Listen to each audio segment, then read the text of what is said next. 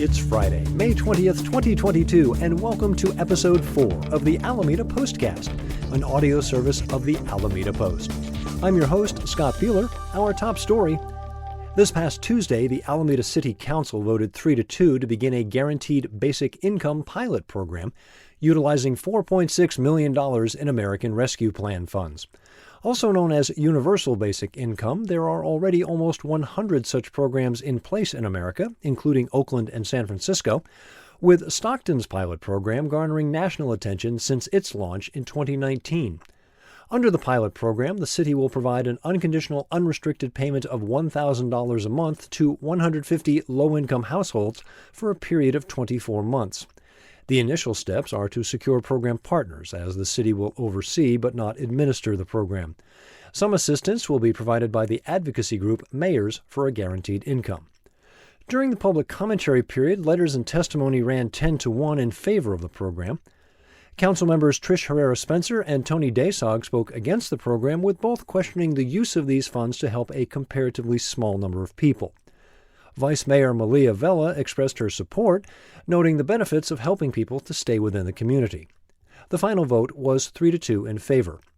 Mayor Marilyn Ezzy Ashcraft, Vice Mayor Vela, and Councilmember John Knox White cast yes votes, with Councilmembers Herrera Spencer and Desog voting no. The pilot is expected to launch in March of next year. For details on this story, visit alamedapost.com/top. Since the closing of the Alameda Naval Air Station in 1997, the former airfield at Alameda Point has served as an important home to another group of flyers, the endangered California least tern. This unlikely nesting site has been critical to the survival of the species, providing a sheltered area with easy access to small fish, crucial to the rearing of new chicks. While least tern nesting has been documented on the airfield since 1976, some additional members of the tern family have now taken up residence. On a wetland beach near the least tern nests, a colony of elegant terns has arrived, with the first nest documented in 2019. The vast majority of elegant terns nest on Isla Raza in Mexico's Gulf of California, so Alameda represents a dramatic move to the north. Also on the beach, the Caspian tern, which began nesting in 2014, shortly after the Navy completed their wetland expansion. The newcomers sound like this. Meanwhile, the area's original tenants, the least tern, had a down year in 2021 following an average year in 2020. The colony has lost eggs and chicks to predators such as peregrines and ravens, but the decline is not limited to the Alameda colony. Still, the Alameda site remains a success story for the least tern. After a 2-year hiatus due to COVID, the East Bay Regional Park District's annual Return of the Terns bus tour is back this year, with 3 tours departing from the Crab Cove Visitor Center on Saturday, June 25th.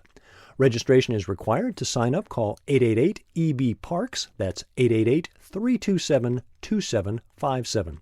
For further details on the terns and more of Richard Bangert's articles on the ecology of our area, visit alamedapost.com. When the Market Spot closed during pandemic, the area around Bay Street and Lincoln Avenue lost a popular corner store.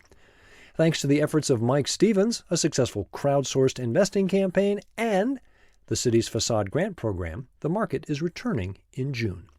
Now called the Island Savoy Market, owner Mike Stevens puts it this way. "We need a coffee shop," Stevens said. "We need a good place to get a sandwich, a place to get locally sourced organic produce and groceries, a place to gather, a true community market."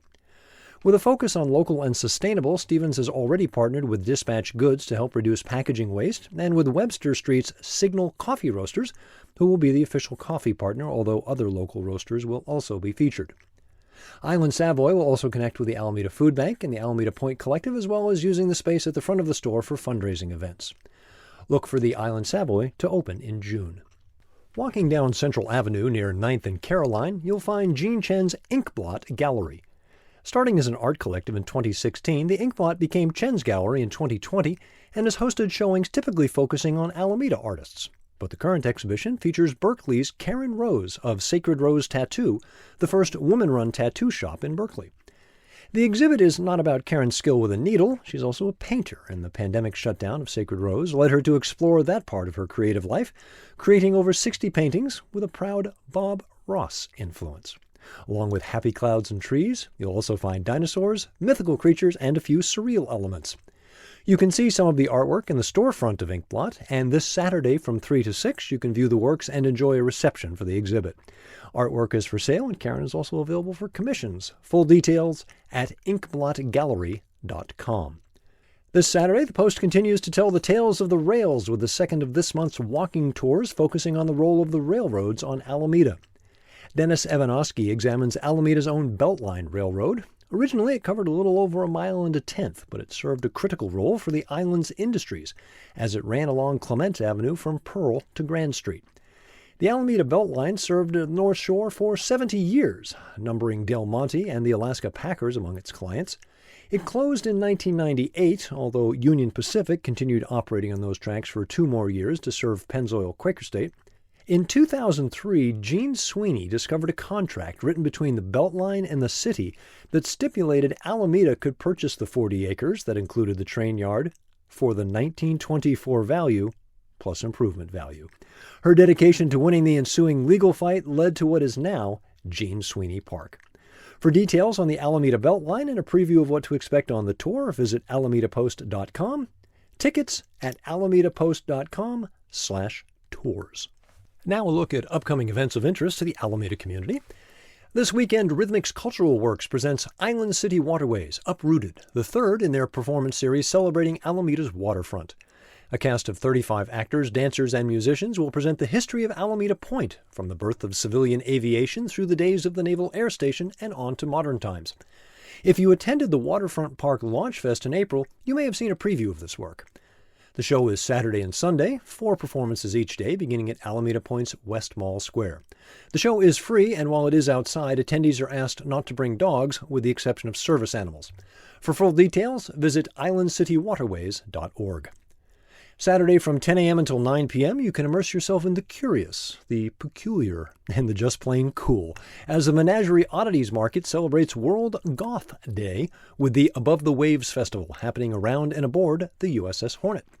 Food trucks, performances, bands, DJs, and vendors selling items you won't find just anywhere else, and more.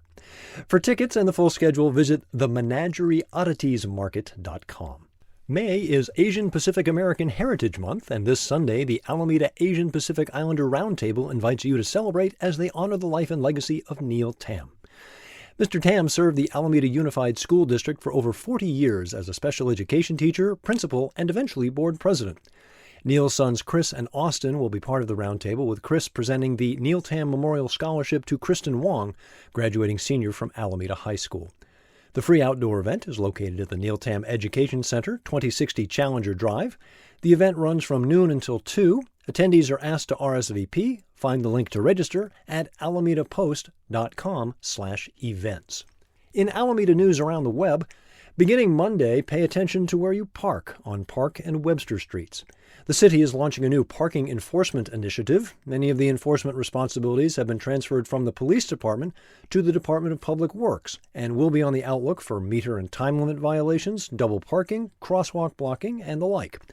For ease, those visiting the Park Street area are urged to use the Civic Center parking structure, where spaces are plentiful and cheaper than along Park itself. For more information, visit alamedaparking.org. With the recent rise in COVID cases in the Bay Area, Alameda County Health Officer Dr. Nicholas Moss has joined with 11 other county health officers in stressing the importance of safety precautions, such as masking in indoor areas. While cases have increased to levels associated with the Delta wave, hospitalizations have only shown a modest increase, and overall cases are still well below the initial Omicron wave. The California Department of Public Health strongly recommends the use of high-quality N95 and similar masks in indoor settings. Additionally, the federal government has made a third round of in-home COVID tests available for free at covid.gov/tests. For information from the city, visit alamedaca.gov. That's it for this episode of the Alameda Postcast. Visit our website, alamedapost.com/newsletter, to sign up for our weekly newsletter. It's free. We never give or sell your personal information to anyone. You can also find us on Facebook, Instagram, Twitter, and YouTube. Find the Postcast wherever you get your podcasts, or simply tell your smart device to play the Alameda Postcast podcast. I'm Scott Bueller, and I'll be back next Friday for Episode 5 of the Alameda Postcast. Have a great week.